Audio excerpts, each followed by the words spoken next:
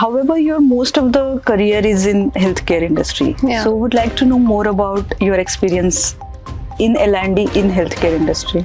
So I get asked this question quite often. So what do you do to stay updated? Any specific sources that you would like to share today? Yeah, so while I will name a few sources, like the most common ones would be Harvard Business Review, Okay. or reading blogs and articles on HR Bartender, or maybe People Matters.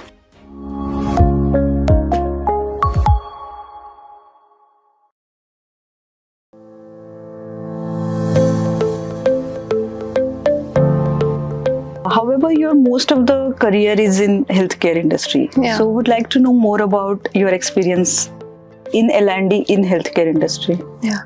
So I get asked this question quite often, and not very positively so. A lot of times people are unaware, and rightly so. People are unaware as to what L&D would do in a healthcare sort of an industry. So I used to head L&D for a chain of hospitals. We were a chain of 11 hospitals and laboratories and other associated businesses. Mm-hmm. And I've been asked this question multitude of times at and to quote a few people in Hindi, कि HR क्या करता है healthcare में, या L&D के लोग क्या करते हैं healthcare में. So I've always found that question very amusing. While I understand that we as common people don't know how the business of a hospital functions. Correct. And we've never been to a hospital. We usually don't go to a hospital just like that unless there's an emergency or a dire need to visit a place like that. But at the end of the day, healthcare is a business, right? Just like any other business that we are into. And HR is needed all the more in a healthcare setting, especially even L&D for that matter, than I believe in any other industry. The sole purpose or the sole reason why I would say that is because we deal with human lives there, right? And just imagine that, you go to a restaurant and you order your favorite dish, all right? And somehow you don't like it. Okay. All right. And what would you usually do? I mean, just a question. What would you usually do? Either I would mention that I've not liked it. I'll share the feedback, or maybe I'll not go to that restaurant again. If I'm very unhappy with service or the taste. So that would probably be, and you're right. I mean, that would probably be your last option. Right. For me, I always think that if I've gone to a restaurant and I ordered something I didn't like, I would give in a feedback, but I may not take a harsh decision of not ever visiting that restaurant ever again, or leaving a bad review or something of that sort, because it's just a dish at the end of the day. Right. Honestly, I may visit again. I may order something else next time. Right. I may not take it as seriously as I would in case of a hospital. If you go to a hospital, you meet a doctor, you meet a team of nurses, you meet a team of paramedic technicians, and you have a horrible experience there. You would never visit that hospital ever again, because that has caused harm to your life. Right. And you can never take a second chance with a hospital. The way you would give a second chance to a restaurant, you can never do that in case of a hospital. And I'm just imagining the impact. Yeah.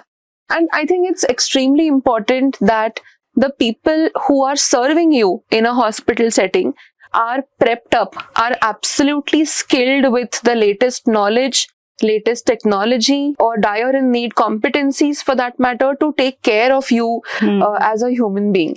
Gone are those days when you visited a hospital only to meet a doctor, take a few tablets and come out.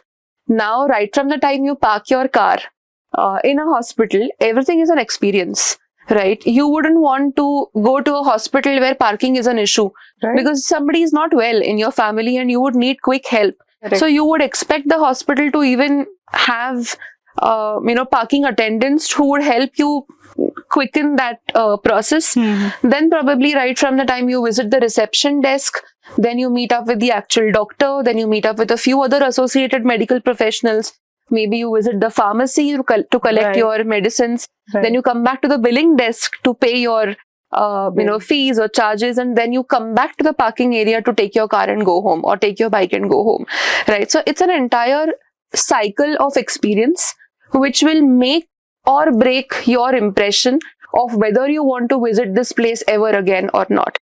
We as L&D professionals help you give that experience. So that is the sole purpose of L&D in a healthcare setting.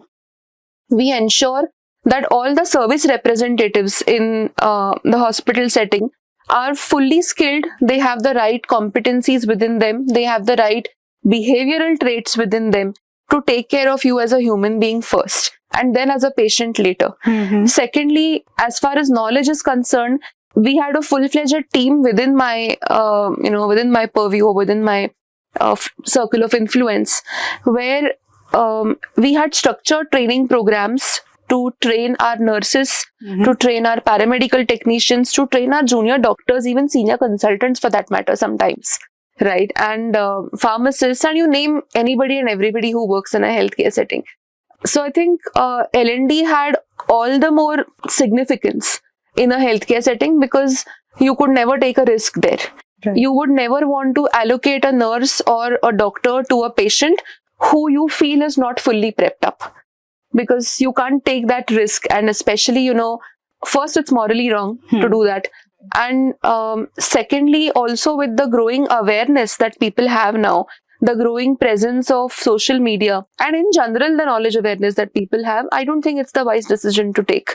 So in a healthcare setting, I think HR and L&D play a much bigger role and a more significant role than I believe in any industry, I feel. So while you were explaining, I was just imagining you are giving a training to a doctor. Yeah. Now, someone who is, given so much of respect in our society.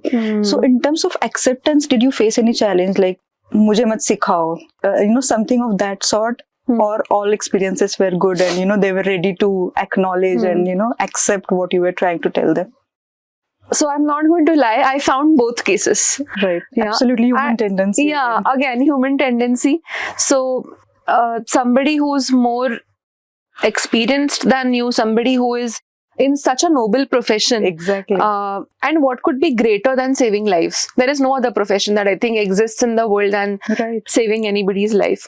And training such a person or giving that piece of knowledge to such a person comes with its own sense of responsibility and a lot of challenge as well. But again, here I would say that there are two things. So one, you get an expert on board.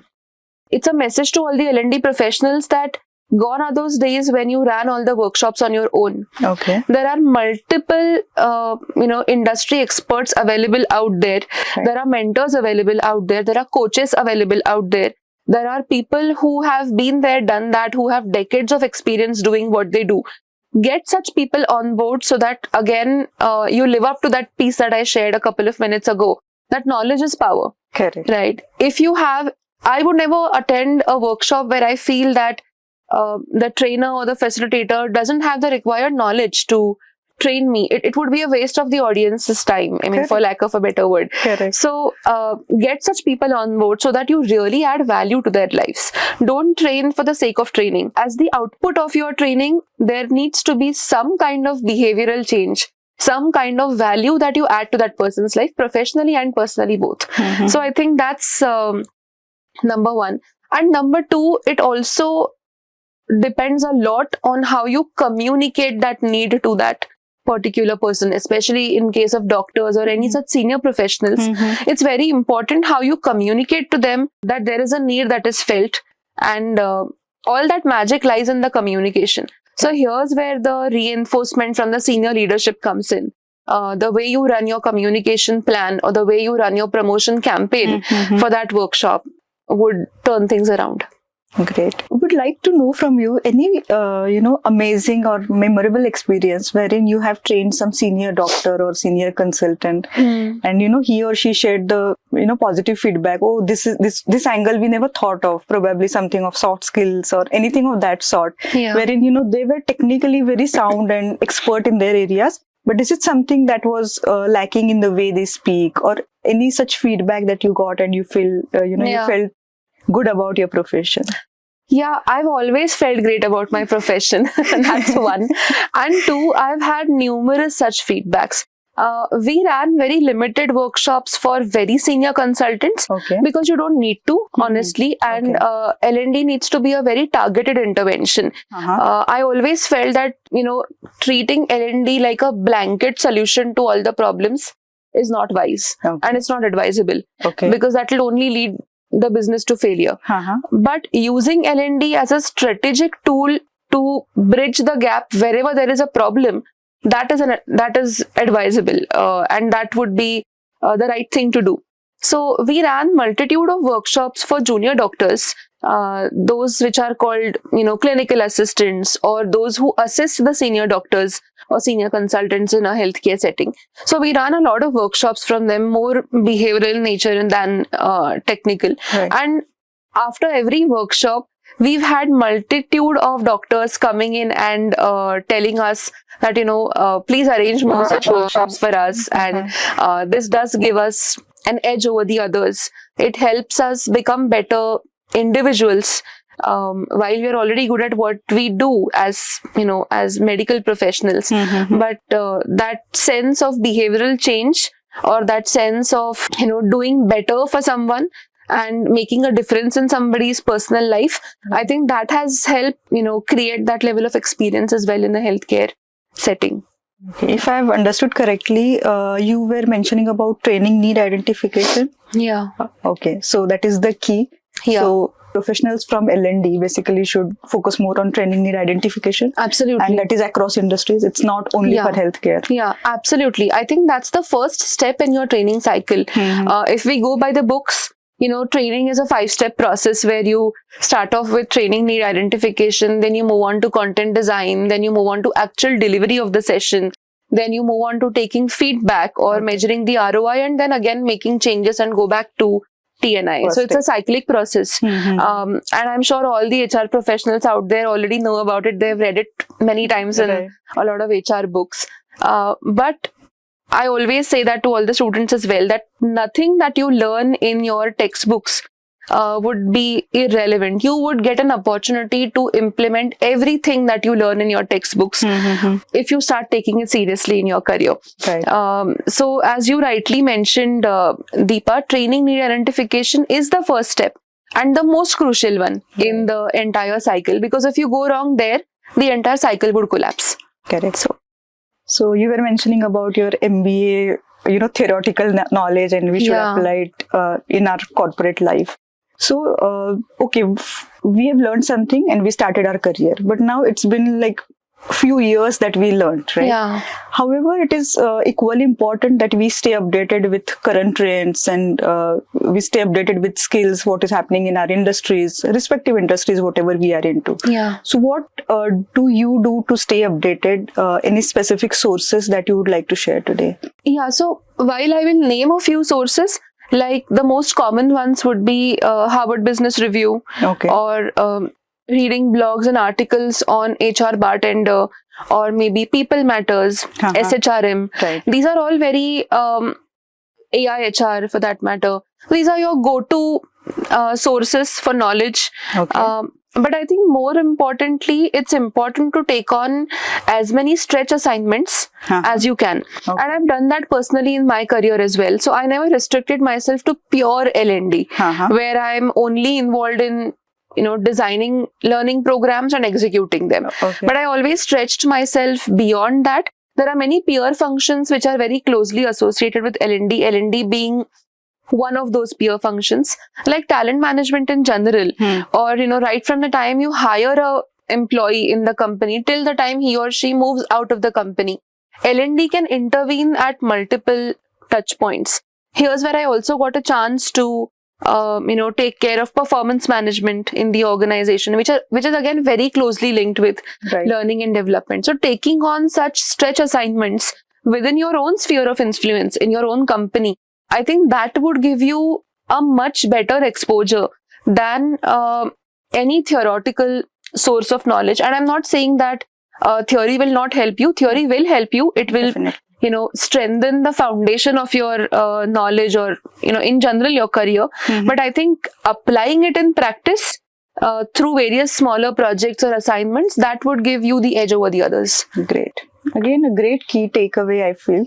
stretch assignments, it's something we should focus on. Yeah. We literally had to push employees to participate. They were not, ready to come and sit in for the training. Yeah. So is it the same now also in your industry also? How is your experience, and what do you do to, ensure that employees come and participate?